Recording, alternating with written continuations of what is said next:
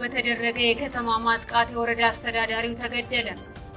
በምስራቅ ጎጃም ዞን የእነማይ ወረዳ ምክትል አስተዳዳሪ የነበረው አቶ አዲሱ ተሻለም ዛሬ ጥቅምት 6 2018 ዓ.ም ከጠዋቱ 12 ሰዓት ላይ ቢቸና ከተማ 03 ቀበሌ በመኖሪያ ቤቱ አባ ኮስተር ብርጌድ ፋኖዎች እርምጃ ወስደውበታል። የአማራ ፋኖ ህዝባዊ ድርጅት ጎንደር ጠቅላይ ግዛት እዝ ፋኖዎችን ለማፈን የተንቀሳቀሰው የጠላት ብልጽግና ጦር ተመቶ ተመለሰ። ጎንደር ጠቅላይ ግዛት እዝ 204ኛ ኮር መይሰው ጋፋት ክፍለ ጦር የደጀን ብርጌድ ካምፕን በአራት አቅጣጫ በመክበብ ጥቃት ለመፈጸም የተንቀሳቀሰው የጠላት ጦር ያላሰበው ሽንፈት ገጥሞት በርካታ ኃይሉ ሙትና ቁስለኛ ተደርጎ ተመቶ ተመልሷል ሲል የአፋድ የህዝብ ግንኙነት ኃላፊ አርበኛ አማሃ ተናግሯል። ከአንድ ቀን በፊት ጀምሮ እስከ ዛሬ በቀጠለው አውደ ውጊያ ፋኖ አዲስ ቅዳም ከተማን ጨምሮ ሌሎች 3 ከተሞችን ተቆጣጠረ። የአፋብኃ ምዕራብ አማራ ቀጠና ቴዎድሮስ ዕዝ የኤፍሬም አጥናፉ ብርጌድ ፋኖዎችን ጨምሮ በርካቶች በተሳተፉበት የከተማ ውጊያ ፋኖ ለቁጥር የሚታክት ጠላትን በመደምሰስ አዲስ ቅዳምን ደለከስንና ድማማ ከተማን መቆጣጠር ስለመቻሉ የፋኖ ወታደራዊ ምንጮቻችን ተናግረዋል። በሸዋ ጠቅላይ ግዛት በመንዝ ቀያ ዘመሮ ቀጠና በብልጽግና ሰራዊት ላይ የደፈጣ ጥቃት መፈጸሙን ምኒልክ ክፍለ ጦር አሳውቋል። አድማጭ ተመልካቾቻችን በዝርዝር እንመለከተዋለን። ሰላም ጤና ይስጥልን። የጥቁር አንበሳ ሚዲያ አድማጭ ተመልካቾቻችን እንደምን አምሽታችኋል? ዕለተ ሐሙስ ጥቅምት 6 2018 ዓ.ም መረጃዎችን ይዘን ቀርበናል። ከዜናዎቹ ጋር ሰናይት አያሌው ነኝ። አብራችሁን ቆዩ። ወደ ዝርዝር መረጃዎች አልፋለሁ። በፋኖ በተደረገ የከተማ ድንገተኛ ማጥቃት የወረዳ አስተዳዳሪው ተገደለ። በምስራቅ ጎጃም ዞን የእነማይ ወረዳ ምክትል አስተዳዳሪ የሆነው አቶ አዲሱ ተሻለም ዛሬ ጥቅምት 6 2018 ዓ.ም ከጠዋቱ 12 ሰዓት ላይ ቢቸና ከተማ 03 ቀበሌ በመኖሪያ ቤቱ ላይ በአባ ኮስተር ብርጌድ ፋኖዎች እርምጃ ተወስዶበታል።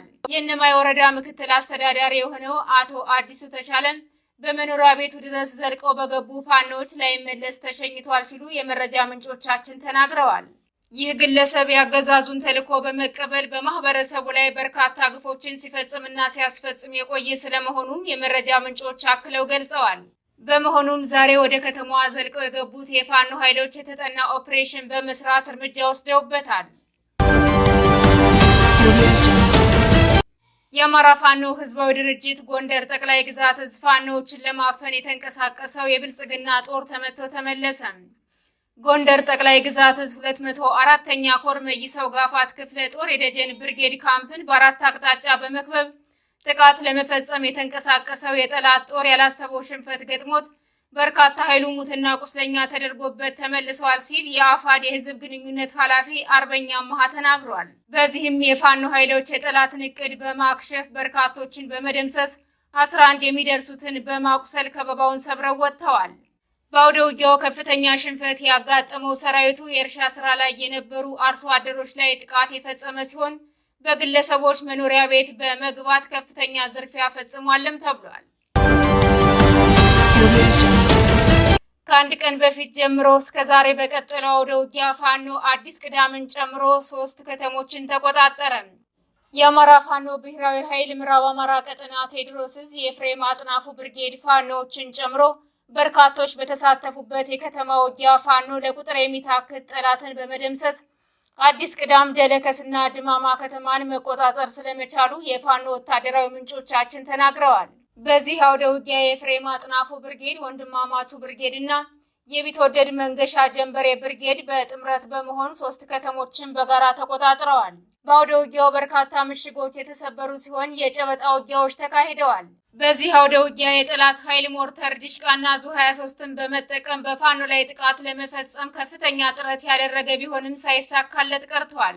በአንጻሩ የፋኖ ኃይሎች ባደረጉት እልህ አስጨራሽ ውጊያ 2 ብሬን፣ 1 ስናይፐር እና በርካታ የነፍስ ወከፍ መሳሪያዎችን መማረክ ችለዋል። በተመሳሳይ ዜና ዛሬ ጥቅምት 6 2018 ዓ.ም ከንጋት ጀምሮ ራያ ቆቦ ከባድ ውጊያ ሲደረግ ውሏል። የጠላት ጥምር ጦር የደቡብ እዝና የሰሜን ምስራቅ እዝ ወታደሮች በፋኖ ላይ ጥቃት ለመሰንዘር ከፍተኛ ጥረት ቢያደርጉም ያጠፋ መልስ ተደርጎባቸዋል። ይህ ዜና እስከተጠናከረበት ጊዜ ድረስ አውደ ውጊያው የቀጠለ ሲሆን በውጊያው የተደመሰሰው የጠላት ጦር ምን ያክል እንደሆነ ለማወቅ አልተቻለም ተብሏል። በሸዋ ጠቅላይ ግዛት ዘመሮ ቀጠና በብልጽግና ሰራዊት ላይ የደፈጣ ጥቃት መፈጸሙን ምኒልክ ክፍለ ጦር አሳወቀ።